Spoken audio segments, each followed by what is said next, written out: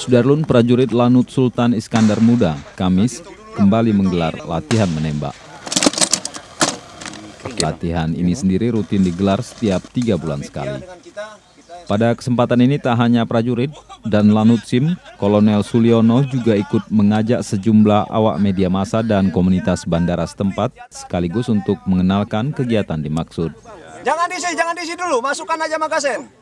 Untuk setiap prajurit diberikan 20 amunisi dengan target jarak tembak 100 meter menggunakan gaya tiarap dan duduk untuk senjata laras panjang jenis SS1. Sementara latihan menggunakan senjata laras pendek jenis Glock, prajurit diuji dengan sasaran berjarak 20 meter masing-masing 5 tembakan. Sementara bagi para undangan lainnya seperti awak media massa dan pihak bandara juga diberikan kesempatan untuk mencoba menembak target dengan ikut dikawal oleh pelatih. Rasanya luar biasa, ini adalah pertama sekalinya saya mencoba latihan menembak.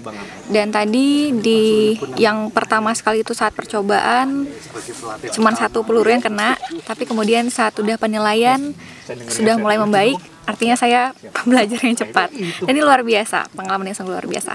Diharapkan selain mengenalkan kegiatan ini, kesempatan ini sekaligus menjalin silaturahmi antar pihak. Kalau bisa ngumpul gitu, Oke, kita melaksanakan kegiatan latihan ini sebetulnya sudah terprogram, adalah program kerja Lanut Sultan Iskandar Muda. Kita melaksanakan kegiatan ini per triwulan sekali.